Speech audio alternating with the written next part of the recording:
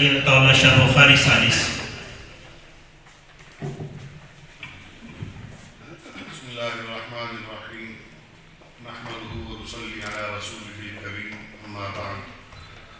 قال الله تبارك وتعالى في القرآن الكريم: أعوذ بالله من الشيطان الرجيم. بسم الله الرحمن الرحيم.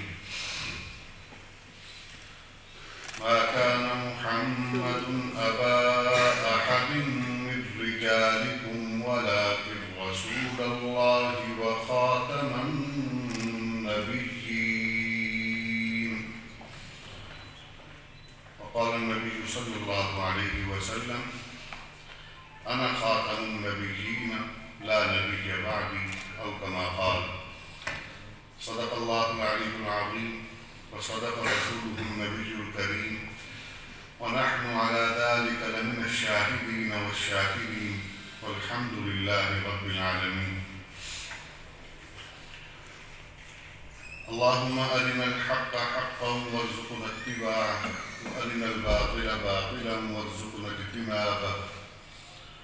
اللهم اهدنا واهد أولادنا وأولاد المسلمين.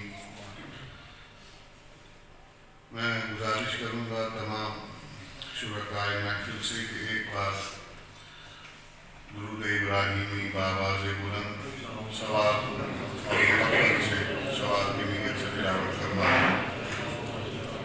اللهم صل على محمد وعلى آل محمد كما صليت على إبراهيم وعلى آل إبراهيم إنك حميد مجيد. اللهم بارك على محمد وعلى آل محمد كما باركت على إبراهيم وعلى آل إبراهيم إنك حميد مجيد. میں شکر گزار ہوں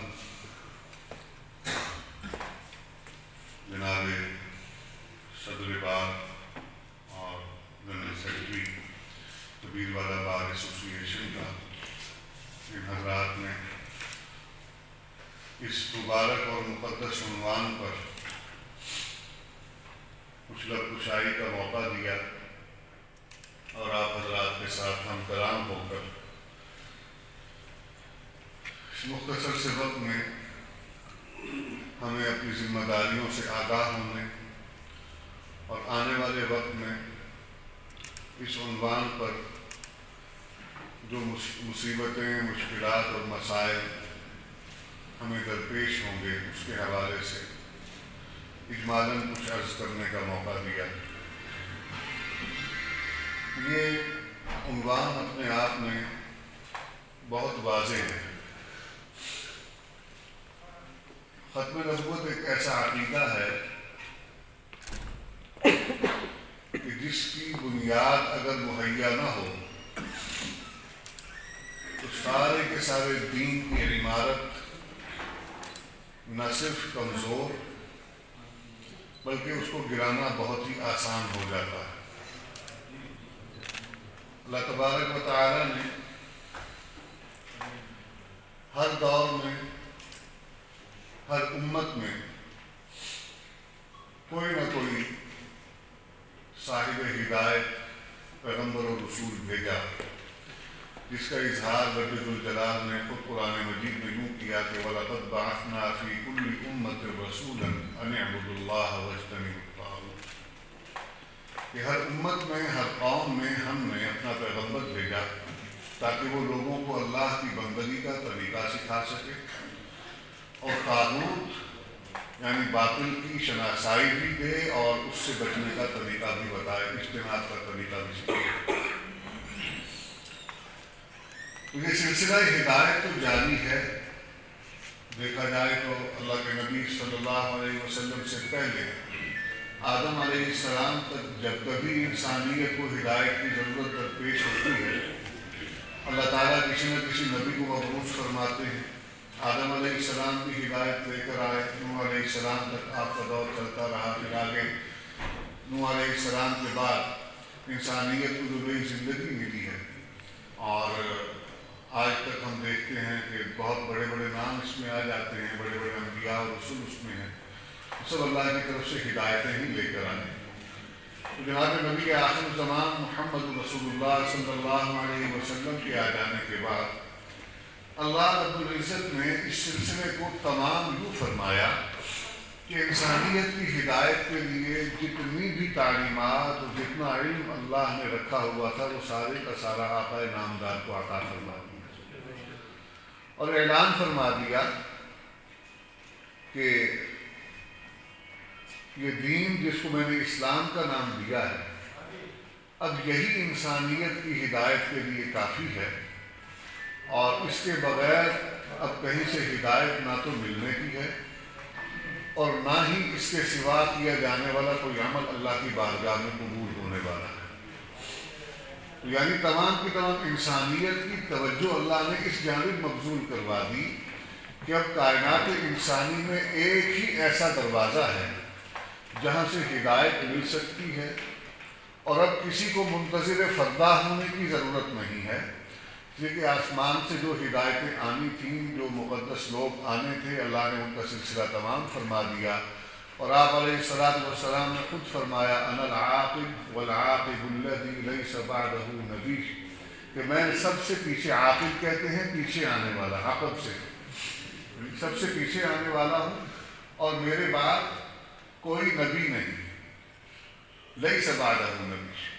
قرآن مجید میں خاتم النبیین کی اصطلاح عطا فرمائی، تو اس اصطلاح کے بہت سے لوگوں نے بہت سے انداز میں اس کی تشریح و تفسیر کرنے کی کوشش کی ہے، لیکن میں زیادہ تفصیل میں جائے بغیر مفسر اعظم شارح اعظم میرے اور آپ کے سب کے آقا مولا رؤوف الرحیم علیہ تحیت و تسلیم محمد کریم صلی اللہ علیہ وسلم کی بارگاہ میں جب سوال کرتا ہوں کہ اللہ نے تو خاتم النبیین فرما دیا، تو قرآن کے شارح آپ ہیں، مفسر آپ ہیں، آپ اس کے متعلق کیا فرماتے ہیں؟ تو آپ فرماتے ہیں انا خاتم النبیین لا نبی بعد، یہ خاتم النبیین میرے متعلق کہا گیا ہے، اور میں اس کا ترجمہ، اس کی تفسیر یوں کرتا ہوں کہ اس کا مطلب ہے کہ لا نبی بعدی، کہ میرے بعد کسی قسم کا کوئی نبی نہیں ہے۔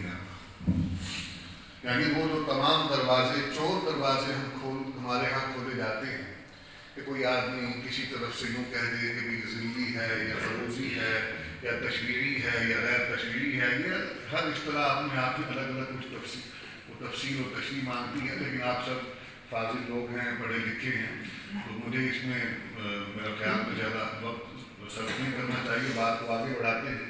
تو بات یہ ہے کہ اصولی چیزیں تو چند اللہ تعالیٰ نے طے فرما دی کہ نبی اللہ کی طرف سے ہدایت لے کر آنے والا، اللہ کی طرف سے مخلوق کا خالق کے ساتھ ربط اور تعلق قائم کرنے والا، جو ایک اس میں خلا واقع ہو جاتا ہے، جو اس میں کمزوری آ جاتی ہے، اس کمزوری کو دور کر کے طاقت عطا فرمانے والا اللہ تعالیٰ نے اس کو نبی بنایا۔ اور پھر اگر کوئی ہدایت اس میں اضافے کی ضرورت ہو کہ اللہ وحی کے ذریعے سے رسول کا درجہ بھی عطا فرما دیتے ہیں، اس لیے کہ ہم نے کتابوں میں پڑھا کہ رسول اسے کہا جاتا ہے جس پر وحی کے ذریعے کوئی نہ کوئی کتاب یا صحیفہ نازل ہوا۔ تو جب اللہ تعالیٰ نے رسول کا درجہ عطا فرمایا، کوئی نہ کوئی وحی، کوئی نہ کوئی صحیفہ، کوئی نہ کوئی کتاب نازل فرمایا، تو یہ آسمان سے زمین کا جو تعلق ہے، عرش سے فرش کا جو تعلق ہے، اس کو استوار کرنے کے لیے انبیاء اور رسول آتے ہیں۔ اور ہر اس دور میں جب کبھی اس تعلق کو کمزور کرنے والے لوگ طاقت میں ہوتے ہیں، تو سب سے زیادہ جو وار ہوتا ہے وہ اسی بنیاد پر ہوتا ہے کہ اس تعلق کو ایسے فکری مغالطوں میں مبتلا کر کے کمزور کر دیا جائے کہ زمین والوں کو عرش سے جو ہے وابستگی اور جو خواہشات اور تقاضے اور حاجات ہیں ان کو زمین پر پورا کر دیا جائے تاکہ ان کا تعلق وہاں سے کمزور ہو جائے۔ فرعون کیا پکارا؟ انا ربکم الاعلی، کہ میں تمہارا پروردگار ہوں، تمہیں رزق میں دیتا ہوں، تمہیں روزی میں فراہم کرتا ہوں، لہذا تمہیں وہاں سے کچھ مانگنے کی ضرورت نہیں، میں ہی تمہیں سب کچھ مہیا کر رہا ہوں، لہذا مجھے رب مان لو۔ اب یہ اس چیز کو ذہن میں رکھیں گے کہ ہر دور میں طریقہ یہی ہے، پیٹرن یہی ہے، اس میں زمانے کے مطابق زبان کا فرق ہو سکتا ہے، اسلوب کا فرق ہو سکتا ہے، الفاظ کے اندر رد و بدل ہو سکتا ہے، مفہوم ایک ہی رہے گا ہر زمانے میں۔ آج چونکہ جدید زمانہ ہے، جدید دور ہے، تو حالات تبدیل ہوتے ہوئے یہاں تک پہنچ گئے کہ ذرائع ابلاغ بہت تیز ہو گئے، سرعت آ گئی ان کے اندر، خبریں آج پہنچنے میں آسانی ہو جاتی ہے، اور فکری مغالطے بھی جس طرح خبریں پہنچتی ہیں ویسے فکری مغالطے اگر کوئی کسی نے مغرب میں بیٹھ کر کسی فکری مغالطے کو جنم دیا ہے تو ہمارے ہاں پہنچنے میں اس کو چند سیکنڈ سے زیادہ کا وقت نہیں لگتا۔ وہ دور گیا کہ کبھی کتابوں میں یا اخباروں میں یا رسائل و جرائد میں چیزیں چھپتی تھیں، پھر وہ سفر کر کے ہمارے ہاں پہنچتی تھی، پھر کوئی پڑھتا تھا کوئی نہیں پڑھتا تھا، اس کے بعد جا کر اس سے اثر قبول کیا کرتا تھا۔ اب وہ دور نہیں۔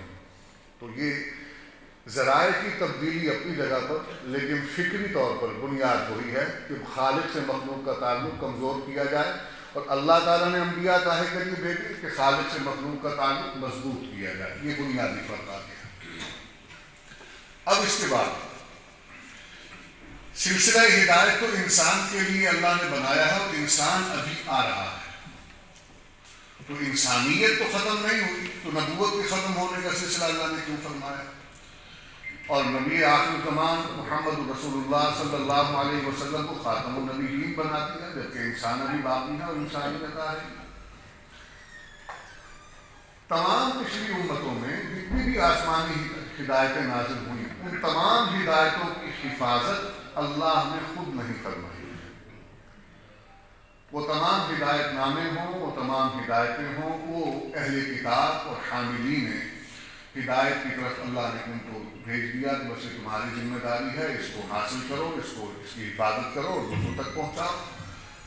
تو انہوں نے اپنی خواہشات کے مطابق اس میں رد و بدل بھی کر دیا، اور چونکہ حفاظت کا کوئی ایسا غیر مرئی اور روحانی اور غیبی نظام نہیں تھا، لہذا ان چیزوں کی حقیقت آج جیسی نہیں ہے۔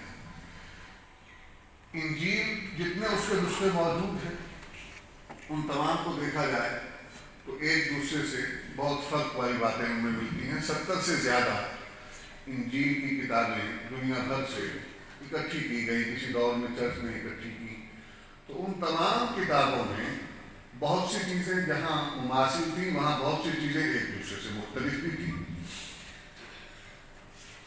تورات، زبور، انجیل اللہ ہی کی طرف سے نازل ہوئی ہیں، ہمارا ایمان اور یقین ہے، لیکن ان کے اندر تبدیلی واقع ہو چکی ہے۔ اور بعض محققین نے تو یہ بھی کہا کہ اس میں جن زبانوں میں اللہ نے یہ کتابیں نازل فرمائی تھی، آج ان میں سے بہت سی زبانیں ہی اپنی حقیقت نہیں رکھتی۔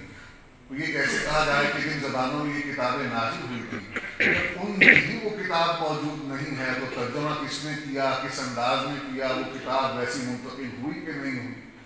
یہ اپنے آپ میں ایک سوال موجود ہے ان کے مطابق۔ اور پھر ان کے ہاں آپ مطلب جانتے ہیں کہ طاقتور کے لیے جو احکام و ہدایات و قوانین ہوتے تھے وہ کچھ اور ہوتے تھے، کمزور کے لیے کچھ اور ہوتے تھے۔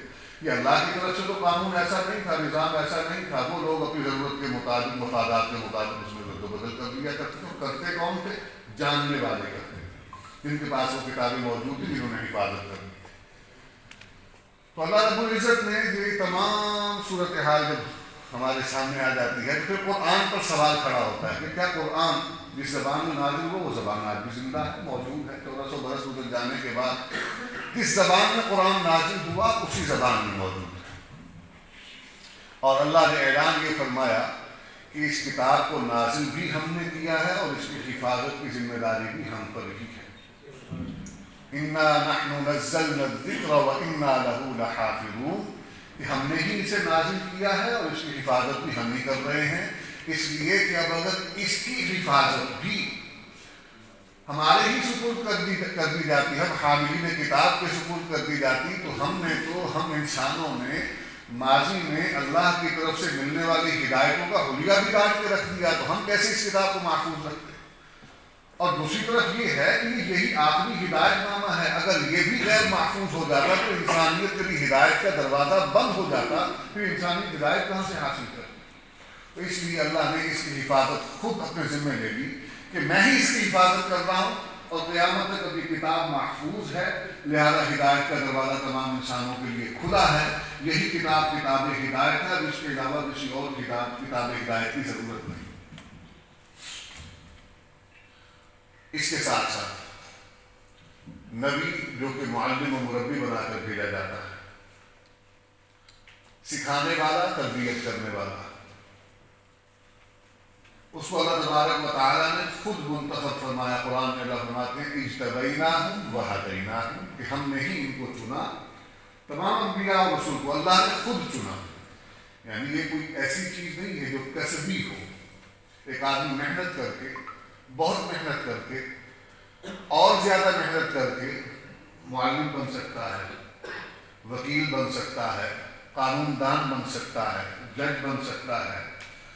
وہ نچلے درجے سے شروع ہوتے ہوتے ہوتے اپنی بلند ترین جو مسلک ہے دنیاوی اقتدار کے یا مناصب کے اعتبار سے ان پر فائز ہو سکتا ہے. ایک آدمی افسر بن سکتا ہے, ایک آدمی وزیر و مشیر بن سکتا ہے.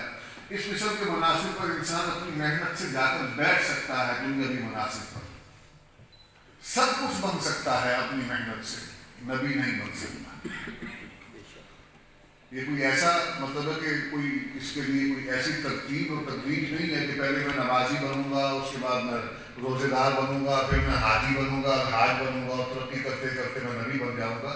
یہ اس ترتیب کے اندر کہیں نہ صحابیت کا اور نہ ہی نبوت کا کوئی مقام ہے ہی نہیں. وہ اللہ تعالیٰ نے اپنے سے اجتبیناہم ہم چنتے ہیں, اور وہ لوگ وہ خاص ہوتے ہیں. جناب رسول اللہ صلی اللہ علیہ وسلم کے متعلق 3, 4 یا 5 مرتبہ شق صدر کا واقعہ آتا ہے. یعنی ہم تو اپنی اولاد کو خود محنت کرتے ہیں اور ان کو سکھاتے ہیں, ان کی نرسری میں, اپبرنگنگ میں ہم دیکھتے ہیں کہ یہ عمر کی اس فیز میں اسٹیج پر آ گیا ہے, لہذا اسے بتایا جائے کہ بیٹے اگلے مرحلے میں جب تم داخل ہوگے تو تمہاری ضروریات بدل جائیں گی, تمہیں دنیا میں اور چیزوں کا سامنا کرنا پڑے گا. تمہارے لیے ضروری ہے کہ تم ان کو پہچانو, ان کی شناخت رکھو اور اس کے مطابق اپنی زندگی کے معاملات کو طے کرو. پھر اللہ نبی کو خود چلا رہا ہے. کیسے؟ نبی کریم حلیمہ سعدیہ کے پاس ہیں صلی اللہ علیہ وسلم, اور وہاں پر بچوں کے ساتھ کھیل رہے ہیں. اچانک انسانی شکل میں کچھ لوگ آتے ہیں اور آپ علیہ السلام کو اٹھا کر لے جاتے ہیں. ایک بچہ دیکھتا ہے کہ سینہ مبارک جو ہے اس کو شق کیا گیا ہے, اس کو چیرا گیا ہے. اس طرح مطلب اوپن ہارٹ سرجری ہوتی ہے اس انداز میں, اور آپ کے دل کو اس کو باہر نکالا گیا. اور یہ روایات میں آتا ہے کہ ایک تشت تھا, سنہری تشت, پلیٹ کہہ لیں آپ یا اس کو ٹرے کہہ لیں, اس میں رکھا گیا اور دل میں سے جمے ہوئے خون کی طرح کا سیاہ ایک لوتھڑا تھا, اس کو باہر نکالا گیا. اور کہتے ہیں زمزم سے آپ کے قلب اطہر کو دھو کر دوبارہ سینہ اطہر میں رکھ دیا گیا. اور فرشتوں نے یہ سارے عمل کے بعد کہا کہ یہ وہ شیطان کا حصہ تھا جو عام انسان کے دل میں موجود رہتا ہے. نبی کے دل سے وہ پہلا حصہ نکال دیا گیا کہ اب وہ بچپن سے لڑکپن کی سرحدات کو عبور کرتے ہوئے اپنی زندگی کی منازل طے کر رہا ہے. لہٰذا اب اس عمر میں شیطان کے بعد جو ہے ان سے بچانے کے لیے اللہ تعالیٰ نے یہ عمل کروایا. دوسرا واقعہ آتا ہے کہ جب آپ 10 برس کی عمر میں تھے یا اس سے کچھ زیادہ, بلوغت کی عمر کو جب انسان پہنچتا ہے تو خواہشات نفسانی اور شہوانی جب انسان کی منظور ہوتی ہیں, تو اس موقع پر بھی ایک مرتبہ دوبارہ ایسا واقعہ ہوا. تیسرا واقعہ تب ہوا جب آپ علیہ السلام پر وحی نازل ہوئی. وحی کے نزول سے قبل اسی طرح آپ کا شق صدر ہوا, اور اس موقع پر بھی دل نکال کر اس میں سے اس طرح ایک لوتھڑا نکالا گیا. پھر جب آپ کو معراج کے سفر پر لے کر جایا گیا, اس موقع پر بھی اسی طرح ایک واقعات شامل ہوں گے. سیرت کی کتابوں کے اندر آپ حضرات نے مطالعہ کیا ہوگا, یہ واقعات نقل کیے گئے. یعنی ہمیں تو تربیت کے لیے ضروری ہے, بتانا پڑتا ہے, سکھانا پڑتا ہے, لیکن اللہ تعالیٰ نے نبی کے دل سے اس مادے کو ہی نکال دیا جو طاغوت اور شیطان و ابلیس سے متاثر ہونے کی صرف انسان میں پیدا کرتا ہے. نبی کے دل کو اللہ نے اسے صاف کر دیا. پھر وحی کا نزول ہوا. اللہ تعالیٰ نے محنت نبی سے کروائی ہے اس میدان تبلیغ و دعوت کے میدان میں. علم کے حصول میں اللہ کے نبی صلی اللہ علیہ وسلم کو محنت نہیں کروائی گئی. یعنی بچپن سے ان کے متعلق آپ کیا کہا جاتا ہے کہ فارمل ایجوکیشن ہے, رسمی تعلیم ہم کہتے ہیں کہ کسی استاد کے سامنے جا کر بیٹھنا, زانوے تلمس طے کرنا.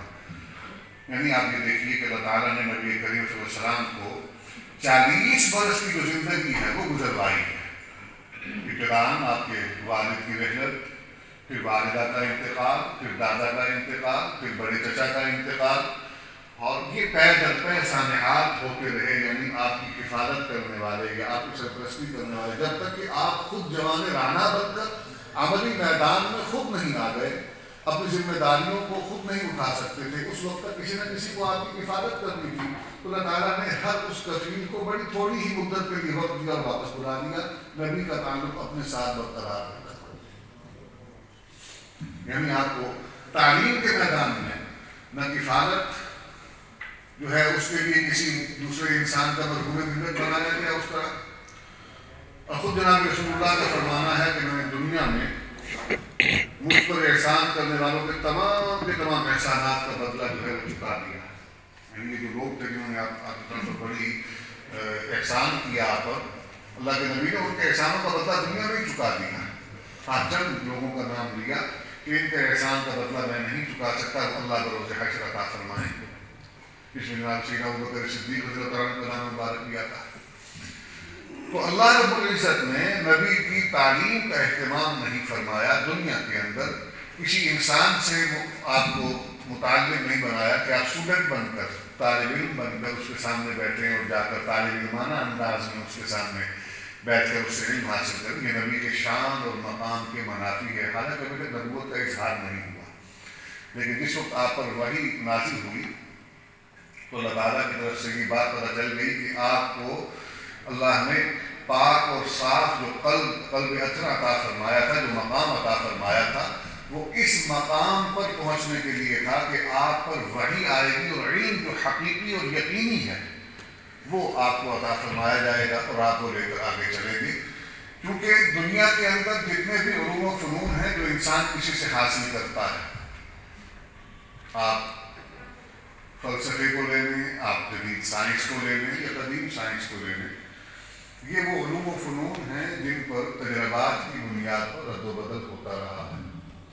فلاسفہ کی موسیقافیاں جو ہیں ان کے متعلق قدیم اور جدید کی تقسیم کر کے کہ قدیم فلسفیوں کے ہاں یہ پیرائے خیال ہوا کرتا تھا اور جدید کے ہاں یہ پیرائے خیال ہوا کرتا ہے، یعنی ان کے ہاں وہ تقسیم ایک ٹریڈیشن جسے آپ کہتے ہیں وہ پایا جاتا ہے، اور ہر ایک دوسرے کو غلط ثابت کرنے کی کوشش کرتا ہے۔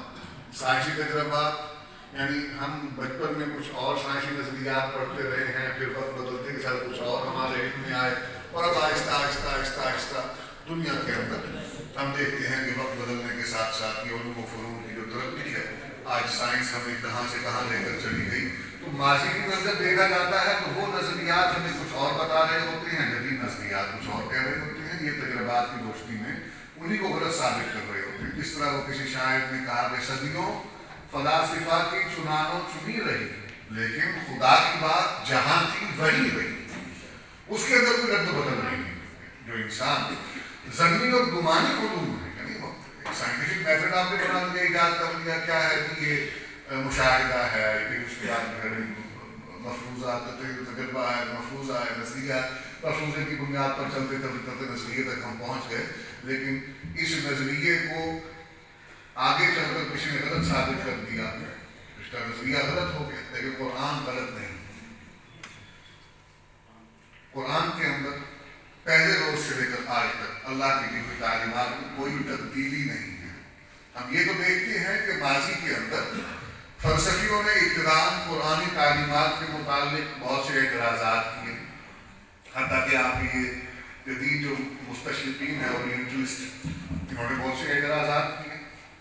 جناب رسول اللہ صلی اللہ علیہ وسلم کی سیرت مطہرہ کے بہت سے ایسے گوشے جو بہت ہی احتیاط سے جن کے متعلق زبان یا قلم کو چلانا چاہیے، ان پر بڑے بڑے بندوں انہوں نے اعتراض کیا ہے، لیکن جہاں پر آپ علیہ السلام کی سیرت طیبہ مطہرہ کی بات آتی ہے اور آپ کے کردار کی عظمت کی بات آتی ہے، وہاں پر دنیا کے عظیم انسانوں کی فہرست میں ان کو اور کوئی نام نہیں ملتا محمد رسول اللہ کے صلی اللہ علیہ وسلم۔ یعنی وہ ایک دنیا کے بنائے ہوئے معیارات پر بھی، اپنے اختراع کردہ معیارات پر بھی، جب کسی انسان کو عظمتیں دینے پر آتے ہیں تو ان کو عظیم ترین انسانوں میں محمد رسول اللہ کے سوا کوئی نہیں ملتا۔ اب بغیر رسمی تعلیم کے، کسی بھی فارمل ایجوکیشن کے بغیر کوئی تو ایسا ذریعہ ہے، یہ ماننا پڑے گا کہ اس کے بغیر ممکن ہے کوئی انسان ایسا بن سکے، کس نے اس کی برائیوں سے حفاظت فرمائیے. واقعہ ہے کہ آپ علیہ السلام وہ آپ کے کچھ بڑے جو تھے وہ لے کر جا رہے تھے تقریب کی طرف, تو وہاں کچھ رقص و سرور کی محفل تھی اور وہاں سے آوازیں آ رہی تھیں. تو رستے میں ہی آپ کی طبیعت جو ہے وہ خراب ہونا شروع ہو گئی, اور جیسے ہی وہ آوازیں کانوں میں پڑنا شروع ہوئی تو بے ہوشی تاری ہو گئی, کشی تاری ہو گئی, مجبوراً واپس لے کر جانا پڑا. اللہ تعالیٰ نے حفاظت کا اہتمام فرمایا. ابتدا سے ہی طبیعت کے اندر شرافت, نجابت, ایسے کمالات پائے جاتے تھے آپ کی پیدائش سے لے کر جوانی تک کہ جن لوگوں نے بھی آپ کے معیت میں کچھ وقت گزارا ہے وہ یہ جانتے تھے کہ یہ آدمی غیر معمولی ہے. وہ آپ کے کمالات سے واقف تھے, آپ کی خوبیوں سے واقف تھے, لیکن جس وقت آپ پر وحی کا نزول ہوا, اللہ تعالیٰ نے حقیقی اور یقینی علم عطا فرمایا تو وہ لوگ مخالف ہو گئے. اور مخالفت کی وجہ یہ تھی کہ یہ وہ لوگ ہیں کہ جنہوں نے آپ علیہ السلام کے ساتھ زندگی میں وقت تو گزارا ہے محمد بن عبداللہ کے ناطے, لیکن آپ علیہ السلام کو محمد رسول اللہ ماننے کو تیار نہیں ہیں, اس لیے کہ جو نظام انہوں نے وضع کر رکھا ہے, اختراع کر رکھا ہے, اگر محمد رسول اللہ کو مان لیں تو پھر اس نظام کی مخالفت کرنی پڑے گی. وہ نظام معاشرت ہو, نظام معیشت ہو, بود و باش ہو, ہر قسم کی چیز, ثقافت, کلچر, تہذیب, اخلاق, ہر چیز میں پھر محمد رسول اللہ کو رہنما ماننا پڑے گا. جس طرح قرآن کہتا ہے لَقَدْ كَانَ لَكُمْ فِي رَسُولِ اللَّهِ أُسْوَةٌ حَسَنَةٌ. یہ اللہ تعالیٰ نے وحی کے ذریعے آپ کو یہ مقام عطا فرمایا کہ قرآن ایک ایسی کتاب و ہدایت نامہ تھا جس کے معلم رسول اللہ بنے, مربی بنے, اور خود رول ماڈل بن کے بتایا کہ اس کتاب پر عمل کرنا ہے تو ایسے کرو جیسے میں کر رہا ہوں. نماز کا حکم آتا ہے کہ اقیموا الصلاۃ, نبی فرماتے ہیں صلوا کما رأیتمونی اصلی, جیسے میں نماز پڑھ رہا ہوں ایسے مجھے دیکھ لیا اور نماز قائم کرو. تو یوں اللہ تعالیٰ نے آپ علیہ السلام کو تمام تر دنیاوی قباحتوں سے, کمزوریوں سے محفوظ فرمایا اور آپ کو اپنے ساتھ وابستہ کر کے آپ کا مقام یہ بنایا کہ آپ کو اوپر وہ عرش بری تک کا سفر کروایا جہاں پر کوئی نبی نہیں پہنچ سکا, یعنی آپ کو خاتم الانبیاء بھی بنایا, امام الانبیاء بھی بنایا. وہ سارا معراج کا سفر اس پر جو ہے وہ شاہد ہے. تو یہ مقام بلند عطا فرما کے خاتم النبیین کا مقام جو دیا, تو آپ نے فرمایا کہ پچھلی تمام نبی جو تھے ان پر مصیبتیں بہت آئی ہیں, لیکن مجھ پر جو مصیبتیں آئی ہیں وہ سب سے بڑھ کر ہیں. یعنی فرماتے ہیں کہ مجھے ایک پریشانی جو طائف کے دن میں, طائف کے واقعے کے دن پریشانی جو مجھے پیش آئی ہے, پچھلے تمام انبیاء کی پریشانیاں اتنی سخت نہیں تھیں. حالانکہ بڑی بڑی مصیبتوں سے انبیاء کو گزرنا پڑا. کوئی آسان ہے آپ کے چیخا میں گرائے جانا, کوئی آسان ہے پتھر برداشت کرنا. ابراہیم علیہ السلام کو جو نقصانات اور پریشانیوں کا سامنا کرنا پڑا, اور بنی اسرائیل میں تو ایسے انبیاء کا ذکر بھی آتا ہے کہ ان لوگوں نے قتل تک کر دیا انبیاء. نبی فرماتے ہیں کہ میری پریشانی سب سے بڑھ کر ہے. جس طرح آپ کو نے مقام سب سے بلند دیا, ویسے ہی آپ کی آزمائشیں بھی سب سے بڑھ کر. تمام انبیاء کو اللہ نے خاص علاقے کے لیے بھیجا. آپ نے فرمایا کہ میں قُلْ يَا أَيُّهَا النَّاسُ إِنِّي رَسُولُ اللَّهِ إِلَيْكُمْ جَمِيعًا, کہ تمام انسانوں کے لیے مجھے نبی بنا کر بھیجا گیا ہے, اور تمام انسانوں کی ہدایت اب میرے ذریعے ہی پہنچائی جائے گی, ان تک پہنچائی جائے گی. تو اللہ تعالیٰ نے یہ سلسلہ تمام فرما دیا. اب انسانوں کی ہدایت کے لیے نبی نہیں آنے, آپ کو خاتم الانبیاء بنایا, امام الانبیاء بنایا, اور آپ کو وہ ہدایت عطا فرمائی جو محفوظ ہے. نبی کی زندگی محفوظ, نبی کو نازل ہونے والی کتاب محفوظ, نبی کا طریقہ محفوظ, حتیٰ کہ نبی سے وابستہ وہ جماعت, اس کا ایک ایک فرد, اس کی زندگی کے واقعات, اس کا شجرہ, اس کی زندگی کے معاملات اللہ نے وہ بھی محفوظ کر دیے. اس لیے کہ نبی کی زندگی آگے منتقل کرنے کے لیے جن لوگوں کو اللہ تعالیٰ نے منتخب فرمایا, ان کی بھی زندگی جب تک محفوظ نہیں ہوگی تو زندگی آگے نہیں پہنچایا جا سکتا. نبی صحابہ کی جماعت کے مطابق آپ دیکھیے اللہ تعالیٰ نے کیا اعلان فرمایا, کنتم خیر امۃ اخرجت للناس تأمرون بالمعروف وتنہون عن المنکر. یعنی جو کام اللہ نے پہلے انبیاء سے دیا وہی کام اللہ ان کے سپرد کر رہے ہیں. لیکن نبوت کا سلسلہ تو بند کر دیا. کیا فرمایا کہ تم اس امت کا بہترین طبقہ ہو, اور تمہارے سپرد کیا گیا ہے تم نے اچھائی لوگوں تک پہنچانی ہے اور برائی سے لوگوں کو بچانا. منع کرنا یا اچھائی کا حکم دینا, اچھائی کی طرف لے کر جانا، اس کے لیے قوت کا حصول ضروری ہے۔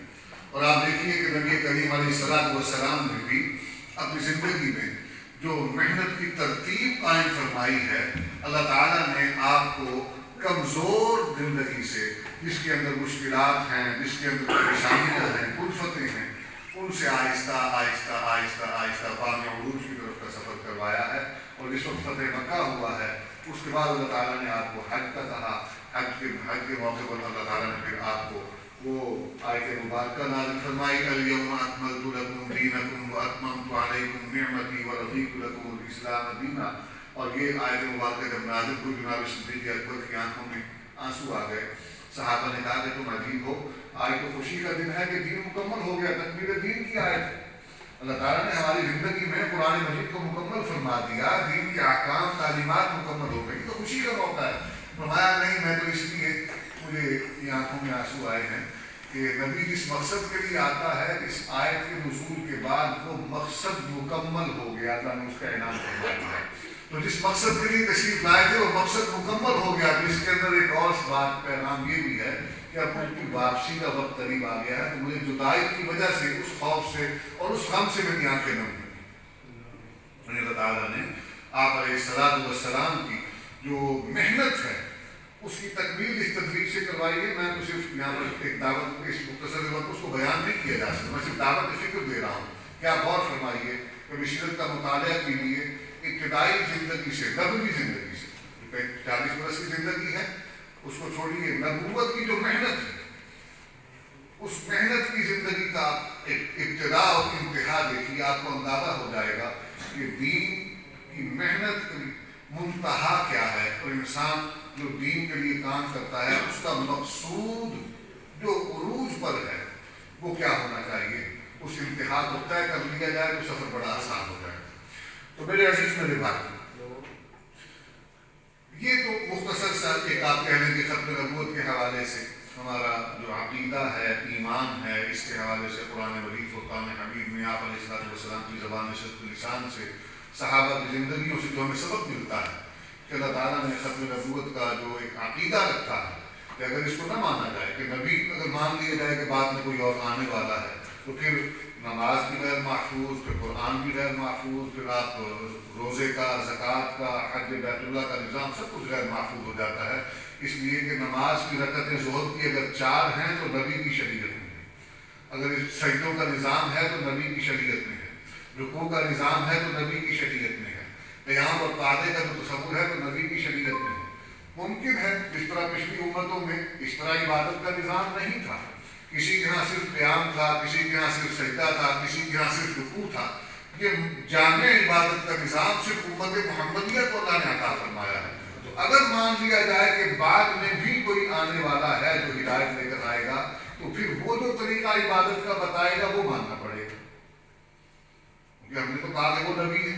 اللہ تعالیٰ نے تو یہاں پر خاتم النبیین بتا کر قرآن کو آخری کتاب قرار دیا، خاتم النبیین بتا کر یہی طریقہ عبادت، قرآن کو آخری کتاب بتا کر یہی حج کا طریقہ، قرآن کو آخری کتاب بتا کر یہی روزے کا طریقہ، اور زندگی کے ایک ایک عمل میں رسول اللہ کے عمل کو آخری حتمی دائمی طریقہ نجات اور طریقہ کامیابی قرار دیا۔ اگر اس تصور کو، اس عقیدے کو چھوڑ دیا جائے تو سارا دین جو ہے اس کی عبارت زمین بوس ہو جائے گی، کچھ بھی محفوظ نہیں رہے گا۔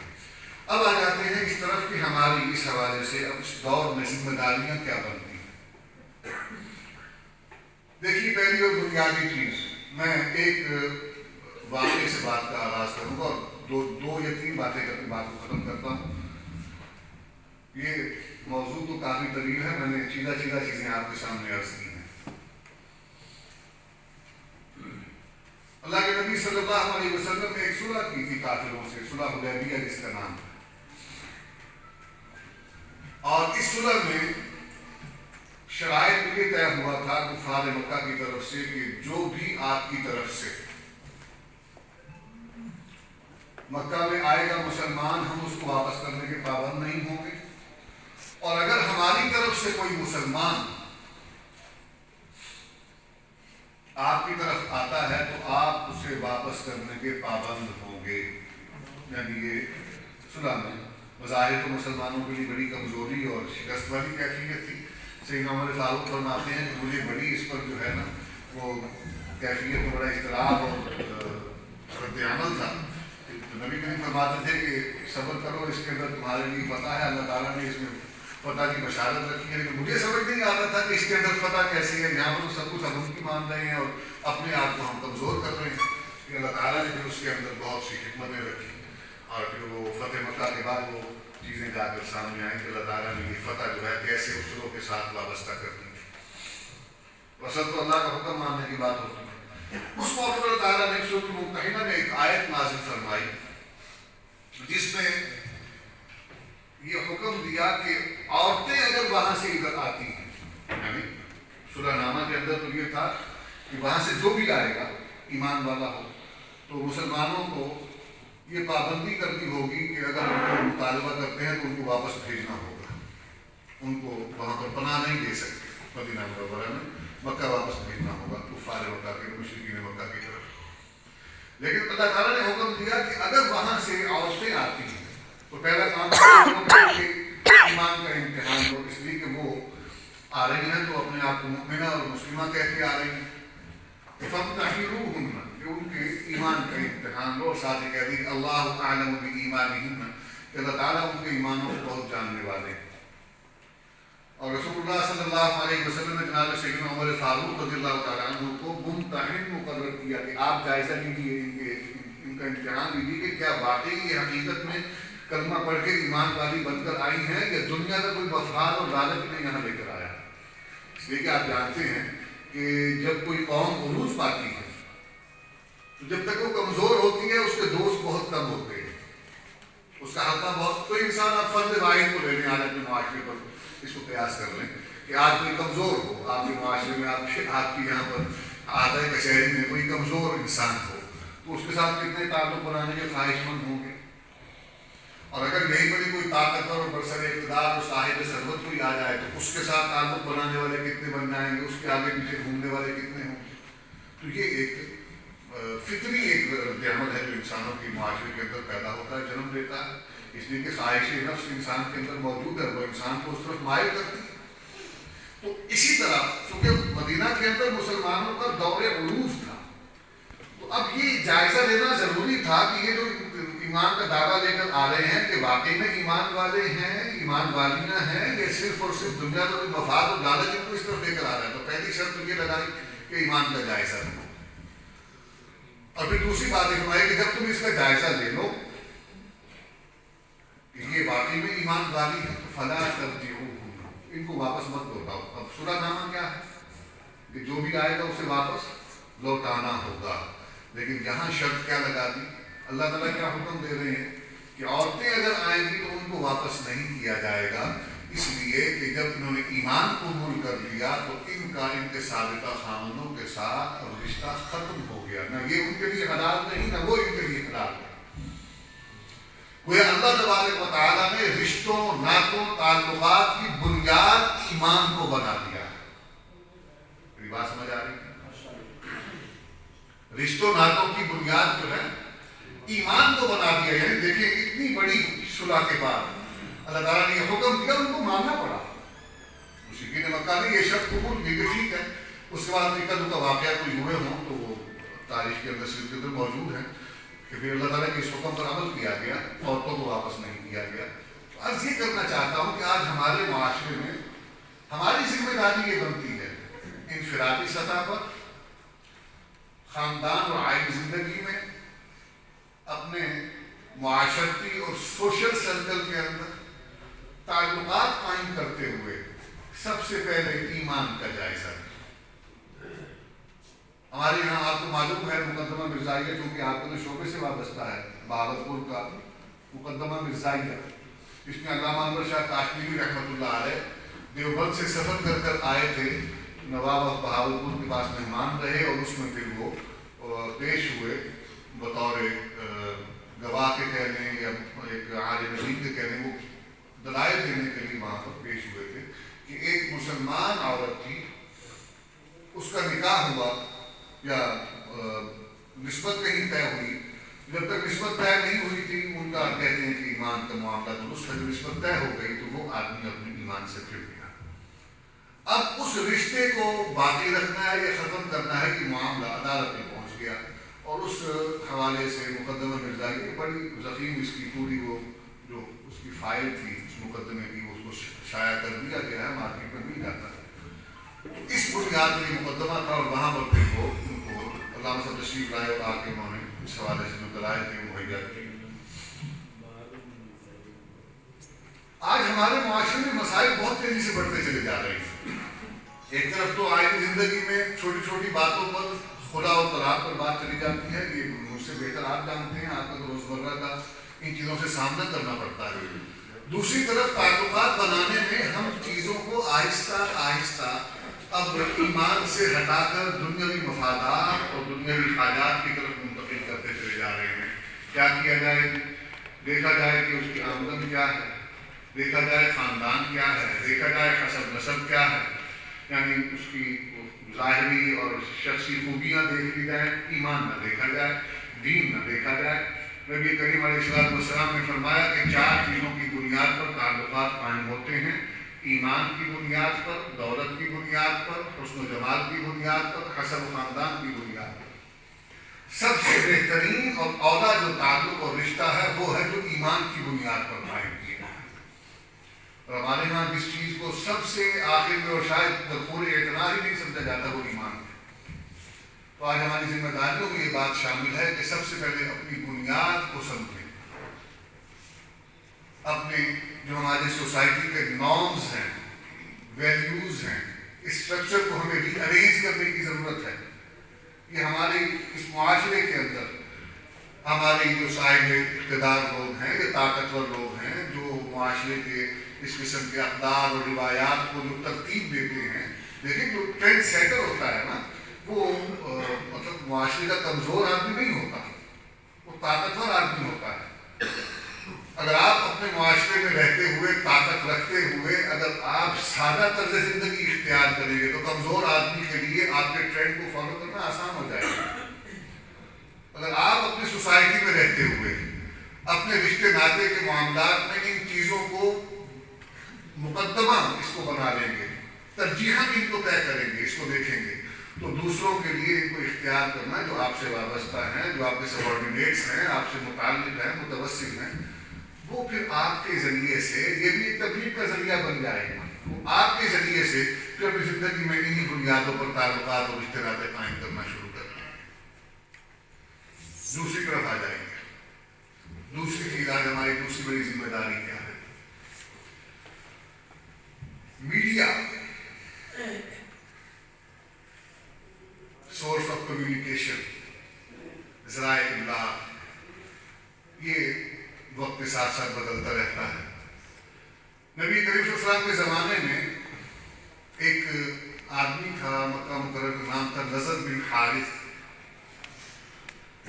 اس نے رسول اللہ صلی اللہ علیہ وسلم کی جو ابتدائی تعلیم ہے اور تبلیغ ہے مکہ مکرمہ کی، اس میں آپ قرآن مجید کے اس دور کی مکی صورتوں کا جب آپ مطالعہ کرتے ہیں تو اس میں واقعات بہت سارے آپ کو ملتے ہیں پچھلی اقوام و ملل کے۔ قوم عاد کا ذکر آپ کو وہاں ملے گا، قوم سمود کا ذکر وہاں ملے گا، یعنی قوموں کے عروج و زوال کے اسباب اللہ تعالیٰ نے وہ قرآن مجید میں وہاں بیان فرمائے۔ ہمیں بتایا ہے کہ قوم میں تباہ و برباد کیسے ہوتی ہے، جس سے اقبال نے کہا کہ آپ اس کو بتاؤں میں تقدیر امم کیا ہے، شمشیر و ثنا اول طاؤس و رباب آخر۔ تو قرآن مجید نے یہ تمام اقوام و ملل کے واقعات وہاں بیان کر دیے۔ اب اس نضر بن حارث نے غالباً روم یا ایران سے اس وقت اس کو پاورز یہی تھی، اور ان کی باتیں اور قصے سننا لوگوں کے لیے یہ بڑی اٹریکشن کا باعث تھا، کشش تھی اس کے اندر۔ تو اس میں قرآن مجید سے دور کرنے کے لیے، نبی کریم کی تعلیم اور دعوت سے دور کرنے کے لیے اس نے قصہ دو لوگ منگوائے، اسٹوری ٹیلرز، قصہ گو، ان کو بلوایا، ان کو اپنے دور کی جو رقم تھی یا جو بھی ان کا معاوضہ طے ہوا تھا وہ ان کو دیا، ان کو پیش کیا، اور ان کی ذمہ داری یہ لگائی اور لوگوں کو دعوت کیا دیتا تھا، کہتا تھا کہ محمد صلی اللہ علیہ وسلم یہ تمہیں قوم عاد اور ثمود کے واقعات سناتے ہیں، آؤ میں تمہیں اس دور کے سپر پاور کے واقعات سناؤں، تم یہ کیا نام ہے اسفندیار کا واقعہ سنو، یہ قوم روم کا، ایران کا، ان کے بڑوں کا، ان کے طاقتور لوگوں کا، اور میں ان کے واقعات سناتا ہوں. یعنی یہ اس نے ایک کاؤنٹر کے طور پر ان کو متبادل دیا کہ آؤ تم یہ سنو وہ مت سنو. وجہ کیا تھی؟ وہ ان کو رسول اللہ کی دعوت سے دور کرنا چاہتا. دوسرا کام اس نے یہ کیا کہ اس نے ایک عورت کو اس نے ہائر کیا، اس کو کچھ رقم دی، اور رقم دینے کے بعد اس نے اس کی ذمہ داری لگائی، ناچنے گانے والی خاتون، اس کی ذمہ داری یہ لگائی کہ جہاں کہیں بھی کوئی محمد رسول اللہ صلی اللہ علیہ وسلم کی دعوت سے متاثر ہوتا ہے تو اس کے پاس تم جاؤ اور جا کر وہاں پر اپنے فن کا مظاہرہ کر کے اس کے دل کو لبھاؤ اور اس کو اپنی طرف مائل کرو. اور بعد میں اس سے جا کر یہ پوچھتا تھا کہ تمہارے لیے یہ زندگی بہتر ہے جس میں تم عیاشی کر رہے ہو، اپنی خواہش نفس کو پورا کر رہے ہو، یا محبت کی بتائی ہوئی پابندی والی زندگی تمہارے لیے بہتر ہے.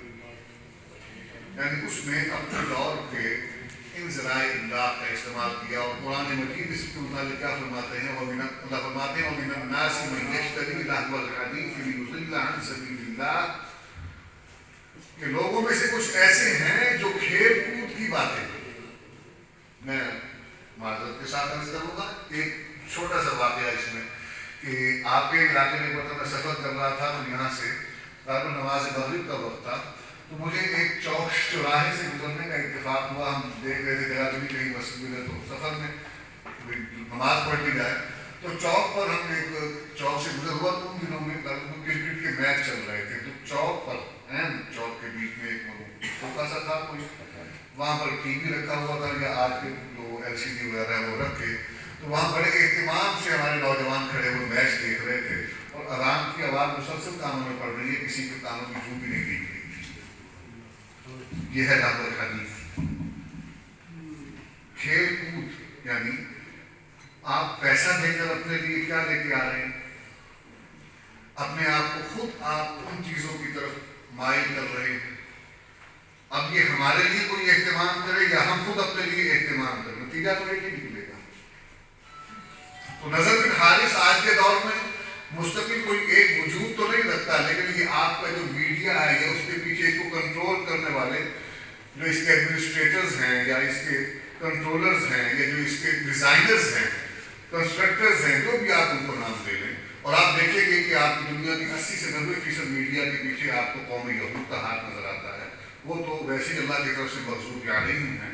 ان کا تو مقصد ہی وہی ہے کہ ہمیں اللہ کی محنت سے دور کیا جائے، دین کی دعوت سے دور کیا جائے. اور یہ آج ہمارے یہاں پر جن چیزوں کو بڑے اہتمام کے ساتھ دیکھا جاتا ہے، جن کے لیے بڑے اہتمام کیا جاتا ہے، اور ترتیب بنائی جاتی ہے، پروگرام بنائے جاتے ہیں، منصوبے بنائے جاتے ہیں، یہ سوائے لہو الحدیث کے کھیل کود کی چیزوں کے اور کیا ہے؟ ایک ایسی قوم جس کے مطلب کہ ڈیفالٹ ہونے کے چانسز جو ہیں روز بروز بڑھتے چلے جا رہے ہیں، ان کو کھیل کود کی طرف لگا کر ان کی توجہات کو تقسیم کر دیا جائے.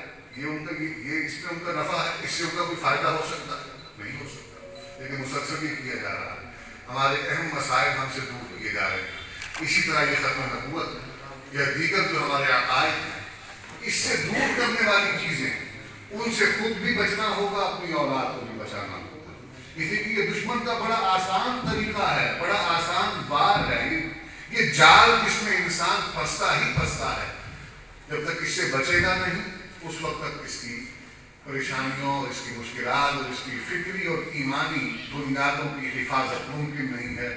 اللہ تعالیٰ نے اس کا حل ایک ہی چیز میں فرمایا کہ جہاں پر تم سنو کہ اللہ اور اس کے رسول کی باتوں اور اللہ کی طرف سے نازل کردہ آیات اور تعلیمات کا انکار کیا جا رہا ہو یا ان کا مذاق اڑایا جا رہا ہو، فرمایا فَلَا تَقْعُدُوا مَعَهُمْ حَتَّى يَخُوضُوا فِي حَدِيثٍ غَيْرِهِ إِنَّكُمْ إِذًا مِثْلُهُمْ، کہ ان کے ساتھ بیٹھنا ترک کر دو جب تک کہ وہ اپنے موضوعات کو تبدیل نہیں کر دیتے.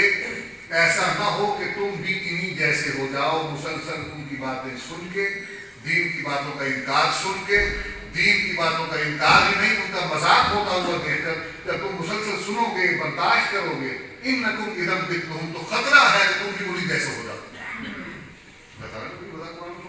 قرآن پڑھتے نہیں ہیں. دادا جی کی بات یاد آ گئی. فرماتے تھے بابو لوگوں اس قرآن کی قسمیں مت کھایا کرو, اسے پڑھا کرو.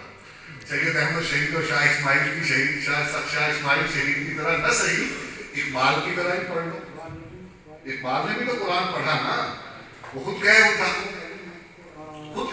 جب اس نے اس قرآن کو ڈوب کر پڑھا تو اس نے دانش فرنگ پر حملہ بول دیا دادا جی کے الفاظ سے, اور اقبال کو خراج تحسین پیش کیا کہ اقبال کو نہ یہ قوم سمجھ سکی نہ انگریز سمجھ سکا.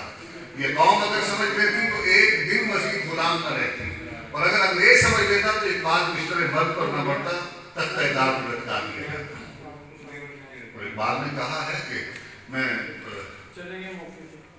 وہاں جس مغرب میں وہ رہا ہے وہاں کے فلسفے کے متعلق کہ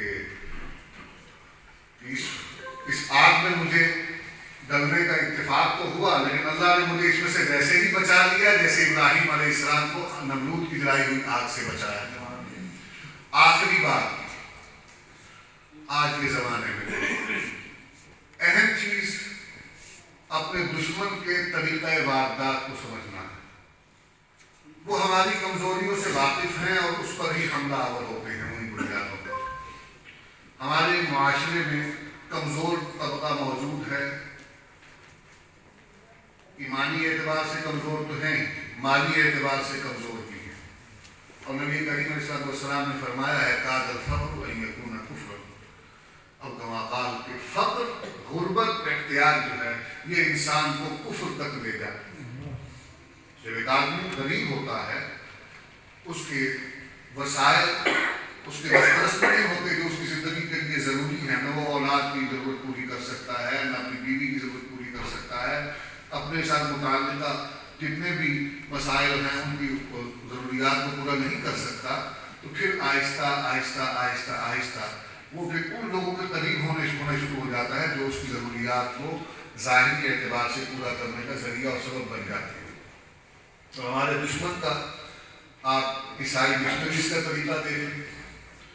آپ یہاں پر جو معذرت کے ساتھ شاید کسی کو یہ بات عجیب محسوس ہو, لیکن نان گورنمنٹ آرگنائزیشن جن کو باہر سے فنڈنگ ہوتی ہے, بالخصوص آپ کے ڈنمارک سے یا سویڈن سے یا آپ کے فرانس سے, اسی طرح یو این کے بہت سے پروجیکٹس کے اوپر یہاں پر جو نان گورنمنٹ آرگنائزیشنز آتی ہیں اور کام کرتی ہیں, یہاں پر وہ سب سے پہلے ان کی مالی ضروریات کو پورا کر کے, ان کی کفالت کر کے, ان کو اپنے ساتھ وابستہ کر کے ان کو ایک خاص کلچر کا حصہ بنا دیتی ہیں جس کلچر کا دین سے تعلق نہیں ہوتا.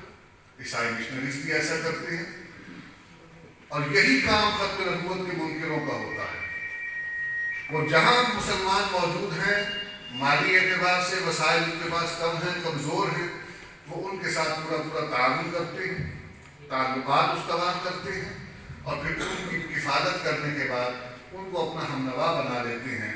ایک مثال میں عرض کرتا ہوں کہ وہ ان کا طریقہ ہے پورے خاندان کی وہ کفالت کرتے ہیں, یعنی ان کی ضروریات کہتے ہیں آپ کو راشن ہم دیں گے, آپ کو لباس ہم مہیا کریں گے, آپ کی تعلیم کے اخراجات ہم پورے کریں گے, حتیٰ کہ جب آپ آگے پہنچتے ہیں تو آپ کی نوکری کی ذمہ داری بھی ہم پر ہوگی. اب اگر ان پر وہ دباؤ نہیں ڈالتے کہ آپ ہم عقیدہ ہو جائیں, لیکن جب وہ, مجھے مثال یاد آ رہی ہے پنجابی میں, پنجابی کئی طرح منہ کھاوے تھے اکشر ماوے, اردو میں کہتے ہیں جس کا کھاؤ اسی کا کھاؤ. تو وہ جو بچپن سے ہی ان کے ٹکڑوں پہ پلنے والا ہے, جب وہ کسی معاشرے میں کسی بڑے منصب پر پہنچتا ہے, اس کے پیچھے وہ ان کی محنت ہوتی ہے, وہ ان کا ہم عقیدہ نہ صحیح لیکن ان کا معامل بن چکا ہوتا ہے. نتیجتاً آپ دیکھتے ہیں کہ 74 کے اندر مرزائیوں کو غیر مسلم اقلیت قرار دیا گیا, 84 کے اندر امتناع قادیانیت آرڈیننس لایا گیا اور بعد میں نقل مستقل ایکٹ بن گیا. امتناع قادیانیت ایکٹ کے بن جانے کے بعد نہ وہ اپنی تبلیغ کر سکتے ہیں, نہ وہ شاعر اسلام کو اختیار کر سکتے ہیں, اپنی عبادت گاہ کو مسجد نہیں کہہ سکتے, اس کو مسجد کی طرز پر تعمیر نہیں کر سکتے, اپنا لٹریچر شائع نہیں کر سکتے, دعوت و تبلیغ نہیں کر سکتے. 84 سے لے کر آج تک 94, 2004 2014 30 برس گئے اور 8 برس مزید 38 برس ہو گئے ہیں. اگر آپ کو اتفاق ہو کہیں اپنے ہی علاقے میں پرب و جوان میں جا کر جہاں یہ 38-40 برس قبل وہ لوگ موجود نہیں تھے, ہونا تو یہ چاہیے تھا کہ ان کا دائرہ محدود کر دیا گیا, لہذا اب یہ ختم ہو جائیں یا شروع کر جائیں یا جہاں پر ہیں وہیں تک محدود رہے. لیکن ہوا کیا, وہ جہاں کل نہیں تھے آج وہاں بھی پائے جاتے.